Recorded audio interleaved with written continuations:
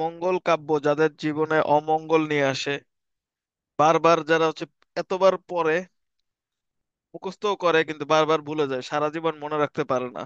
মানে একবার পড়বো কিন্তু সারা জীবন মনে থাকবে, এমন যারা পারে না তাদের জন্য আজকের এই টিউটোরিয়াল ভিডিওটা নিয়ে আসলাম। তো যেখানে আর কি এমন একটা টেকনিক দেখাই দিব, এখানেও দেখেন অনেক লেখা আছে সাইডে।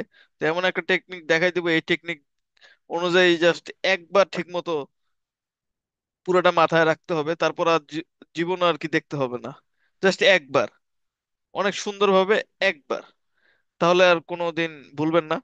তো প্রথমে দেখলে পড়ছেন 100 বার, ঠিক আছে, কিন্তু কিন্তু পড়ার পরও কি কি হয় না, আমরা হলো পারি না, মানে ভুলে যাই।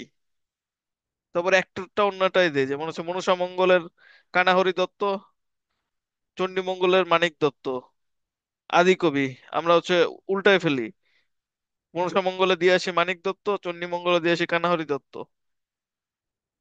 ঠিক আছে। তারপর চণ্ডী মঙ্গলে মুকুন্দরাম চক্রবর্তী, আবার ধর্মমঙ্গলে আবার ঘনরাম চক্রবর্তী। তো এটাও আমরা আওলায় ফেলি। তো এটা আমাদের অনেক প্রবলেম, যে কেন আমরা মুখস্থ রাখতে পারি না। তো একটা শর্টকাট টেকনিক এভাবে আর কি, যে পড়েন আশা করে মুখস্থ থাকবে সারা জীবন। তো মনসা মঙ্গল, চণ্ডী মঙ্গল, অন্নদা মঙ্গল এবং ধর্মমঙ্গল, এই চারটাই মেনলি মঙ্গল কাব্য আছে। এছাড়াও আরেকটা আছে যেটা কালিকা মঙ্গল বলা হয়, বা শিব মঙ্গল, ওটা অত ইম্পর্টেন্ট না। তো এই চারটা আমাদের একদম ঠিকভাবে যাতে আমরা মনে রাখতে পারি, সেটাই আমাদের টার্গেট। তো সেটা ফুলফিল করার জন্য আমাদের প্রথমে যে জিনিসটা লাগবে, যে আমাদের একটা শর্টকাট টেকনিক, আমাদের ব্লকিং টেকনিক বলে এটাকে। মানে আমরা ব্রেনে আমরা ব্লক করে ফেলবো, ঠিক আছে। ব্লকের অনুযায়ী আমরা সেটা ফিগার আউট করব। যেমন এই লাইন আমরা ফিগার আউট করব ফার্স্টে, ঠিক আছে, ব্লক টেকনিক বলে এটাকে। তারপর আমরা এইটাই এইভাবে মুখস্থ করব এবং এইটাই এইভাবে মুখস্থ করব। এই 3 লাইন আমরা মুখস্থ করব জাস্ট, আর কিছুই আমাদের তারপর আর দেখতে হবে না। জাস্ট আমাদের এই 3টা লাইনই জাস্ট মনে রাখতে হবে। এখানে আমরা অনেক কিছু খেয়াল করতে পারি, যে মঙ্গল কাব্যের ক্ষেত্রে একটা ইজি বিষয় যে চারটা সিরিয়ালটা আমাদের এই জন্য প্রথমে মনে রাখতে হবে। সেটা মনসা চণ্ডী অন্য ধর্ম, ঠিক আছে। মনসা চণ্ডী অন্য ধর্ম, ঠিক আছে। মনসা চণ্ডী অন্য ধর্ম মুখস্থ করা শেষ। এখন আমরা দেখবো যে পরীক্ষার হলে এই যে একটা জিনিস দেখতেছি, ভারতচন্দ্র রায়গুণাকর 3 নম্বরে আছে, ঠিক আছে। এবং তিনি এই অন্নদা মঙ্গল কাব্যের শ্রেষ্ঠ কবি এবং আদি কবি দুইটাই, ঠিক আছে, ভারতচন্দ্র রায়গুণাকর। তো 3 নম্বরটা আমাদের কোনো মুখস্থ করার কোনো কি নেই, প্রয়োজন নেই। এটা আমাদের একদম মাথায় থাকবে সারা জীবন। অন্নদা মঙ্গল, ভারতচন্দ্র রায়গুণাকর, ঠিক আছে, তিনি আদি কবি এবং তিনি শ্রেষ্ঠ কবি অন্নদা মঙ্গলে। তাহলে সেটা বাদ, বাকি 3টে আমরা মুখস্থ করব। এখন দেখেন এখানে অনেক ইজি, দত্ত দত্ত ভট্ট, ঠিক আছে। পরীক্ষার হলে জাস্ট দত্ত দত্ত ভট্ট। আর এখানে কি গুপ্ত চক্র চক্র। এখানে একটা প্যাচ লাগবে, পরীক্ষার হলে তো চক্র দুইটাই দিয়ে দিবে, চক্রবর্তী, দুই চক্রবর্তী দিয়ে দিবে, তখন কোনটা বের করবেন।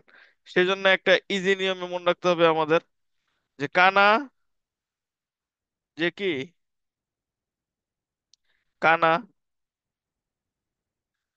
কানা মানিক ময়ূর না, বিজয় মুকুন্দ ঘনরাম না, ঠিক আছে। এই জিনিসটা জাস্ট আমরা মুখস্থ রাখবো, যে কানা মানিক ময়ূর না, বিজয় মুকুন্দ ঘনরাম না, শেষ। আর আমাদের এটা কি নেই, মুখস্থ করতে হবে না আর কিছু, যা মুখস্থ করার করেই ফেলছি। ঠিক আছে, কানামানিক আমার সাথে একবার বলেন তাহলেই হবে। কানামানিক ময়ূর না, বিজয় মুকুন্দ ঘনরাম না, এটা ব্লকিং টেকনিক। তো আমরা এমনি সিরিয়াল অনুযায়ী পড়ি, কিন্তু এইভাবে ছক আকারে যদি যে কোনো কিছু মুখস্থ করার জন্য, মানে সারা জীবন মুখস্থ, ঠিক আছে, মুখস্থ একটা আছে যে 2 দিন মুখস্থ রাখলাম পরীক্ষা দেওয়ার পর্যন্ত, তারপর আবার ভুলে যায়, এটা তো সারা জীবন থাকলো না। তো এই ব্লকিং টেকনিক সারা জীবন থাকবে, ঠিক আছে, লিস্ট তো 2-4 বছর থাকবে আর কি, এতটুকু শিওর থাকতে পারেন। ঠিক আছে, ব্লকিং টেকনিকের জাদু এরকম, ঠিক আছে। আমি নিজে এই টেকনিকেরই অ্যাপ্লাই করি সব ক্ষেত্রেই, কারণ আমি 0% মুখস্থ করতে পারি আর কি, কোনো কিছুই মুখস্থ হয় না আমার, বা করিও না।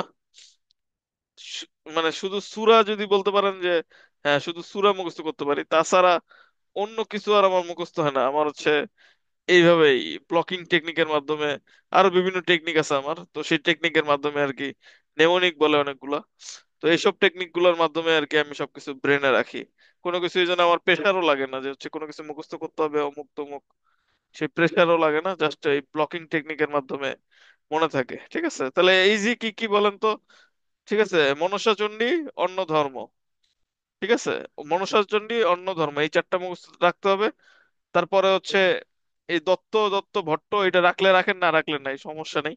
ঠিক আছে, অনেকে যাদের একটু প্যারা লাগতেছে যে এতগুলো কেমনে মনে রাখবো, আচ্ছা এই এই লাইন তাহলে বাদ, এই দুই লাইন আমাদের দরকার নেই। ঠিক আছে, জাস্ট এই এই তিন লাইন মনে রাখলেই হবে। সেটা কি, মনুষ্যচণ্ডী, অন্য ধর্ম, কানা মানিক ময়ূর, বিজয় মুকুন্দ, ঘনরাম না। ঠিক আছে, মনুষ্য, এখান থেকে উত্তরটা কি, মনসা মঙ্গল হচ্ছে কানাহরি দত্ত। এগুলো হচ্ছে আদি সব। চণ্ডী মঙ্গলের মানিক দত্ত। অন্যটা আমরা সবাই জানি। ঠিক আছে, অন্যর হচ্ছে দুইটাই ভারতচন্দ্র রায়গুণাকর। ধর্মমঙ্গলের কে, ময়ূর ভট্ট। এবার আবার হচ্ছে মনসা মঙ্গলের শ্রেষ্ঠ কবিকে, বিজয়গুপ্ত। চণ্ডীমঙ্গলের শ্রেষ্ঠ কবিকে, মুকুন্দরাম চক্রবর্তী। ধর্মমঙ্গলের শ্রেষ্ঠ কবিকে, ঘনরাম চক্রবর্তী। ঠিক আছে, এটা আমার এই ক্লাসটা বারবার রিভাইজ করেন আর কি, মানে কানে দিয়ে শুনলেও হবে আশা করি। তো তাহলে আর কি মুখস্থ হয়ে যাবে, একটা ক্লাস বারবার বারবার টিউটোরিয়ালটা বারবার বারবার দেখতে হয় আর কি, শুনতে হয়। তাহলে শোনার মাধ্যমেও কিন্তু মেমোরাইজ হয়ে যায়। ঠিক আছে, তো এইভাবে আরো টেকনিক নিয়ে আসবো, এই জন্য সাপোর্ট দেন। ঠিক আছে, সবাইকে জানাই আমার সালাম এবং আন্তরিক ভালোবাসা। Love you all. আল্লাহ হাফেজ।